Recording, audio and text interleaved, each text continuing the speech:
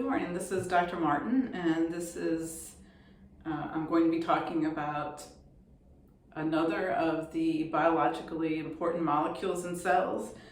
We call these biomolecules or macromolecules because they're very, very large. There are 4 categories. I think I've mentioned this before. Proteins, carbohydrates, lipids, and nucleic acids. And so today we're going to be talking about proteins. Proteins are essential to the activities in cells. Just about any activity you can think of, whether it's contraction or transport or metabolism, energy acquisition, energy, anything that uses energy is going to involve proteins. I sometimes refer to these as the workhorses of the cell, at least with regard to biomolecules. These are essential. In fact, the dry weight of a cell is, in other words, when you remove the water, it is about 50% protein. So that gives you some idea of how important these molecules really are. If we talk about the structure of proteins, they are composed of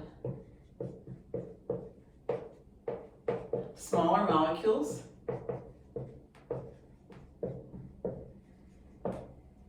that are called amino acids.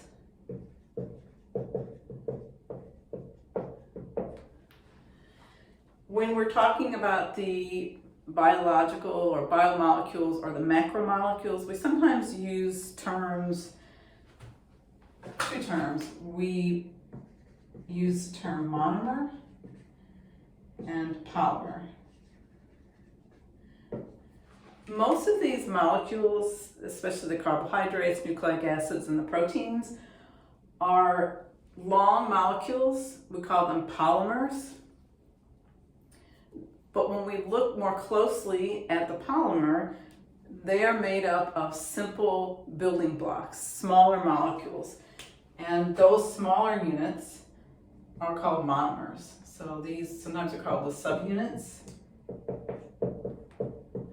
And the polymer is the chain of monomers that makes up the polymer. So in this case, the polymer that we're talking about is the protein. And the monomer, or the smaller unit, is the amino acid. Okay, I want to introduce a couple of terms, besides these two, that are used quite often. And so this will be point number 3 under the heading of proteins. So I'll just say terminology. We use the term polypeptide, and you'll hear the term protein.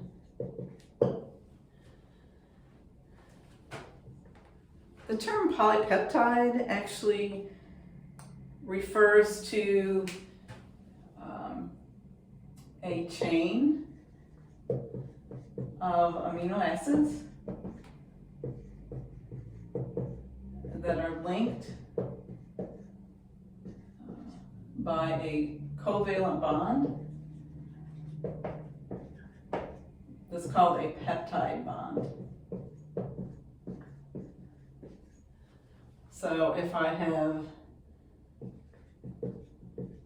say, amino acid number 1, it is covalently bonded to a second amino acid I'll just say number 2.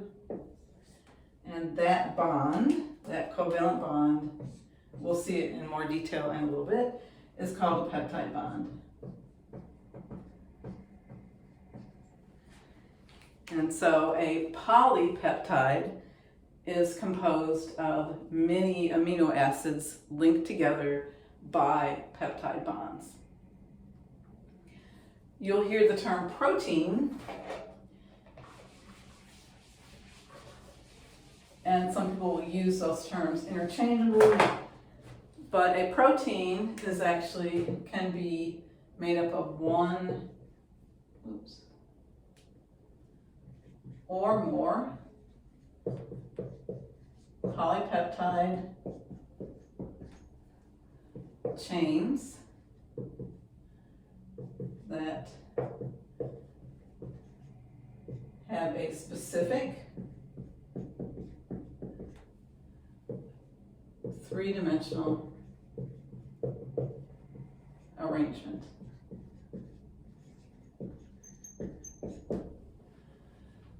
So where a polypeptide is a single chain of amino acids linked together, a protein can be made up of one or more. We can actually have 2 or 3 or even 4 polypeptide chains that are all linked together. And an example is a protein called hemoglobin that is found in red blood cells. It transports oxygen, and it is made up of 4 polypeptide chains, and they're actually held together, and I'll just draw each of them as kind of a squiggle. So this whole structure is the hemoglobin. So we refer to that as a protein. All right, let's take a closer look then at amino acids. So this will be point number 4.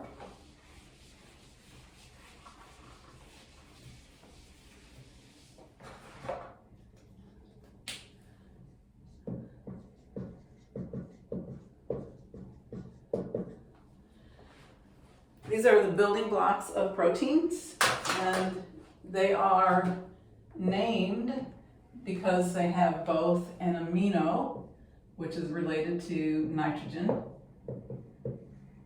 an amino component, and an acidic component.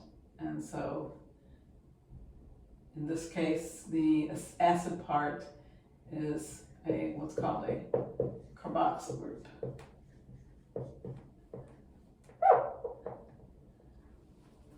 So let's draw a simple amino acid. So there's always one central carbon to which these 2 groups are attached.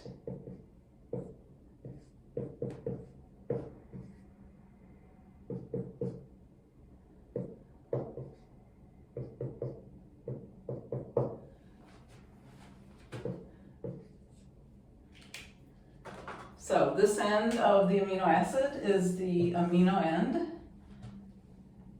This is the acidic end because it can actually donate that hydrogen. So we sometimes see it written with a little negative sign there. There's what's called an alpha carbon in the center to which those 2 groups are attached.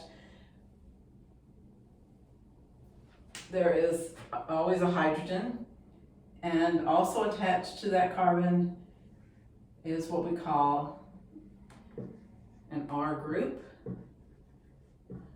or a side chain. And there are 20 different R groups found in living systems. In other words, in the amino acids that are found in living systems. And each different amino acid has a different R group. So really there's 20 different amino acids in living systems. The R group can be very simple.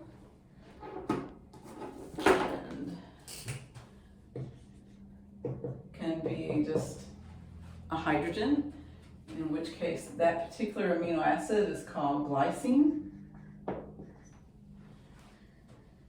It can be more complicated, can have a hydrocarbon ring on it, and this particular amino acid is called phenylalanine.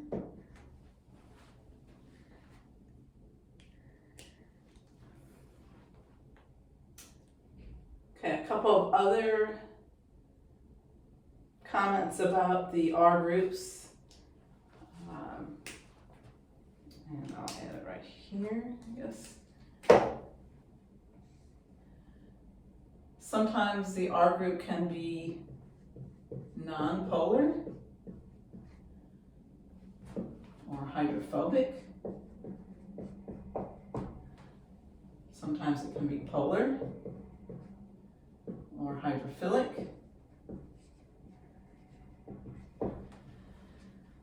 And it can be very simple, it can be very complex. Okay, I'm going to stop right here and continue in the next video.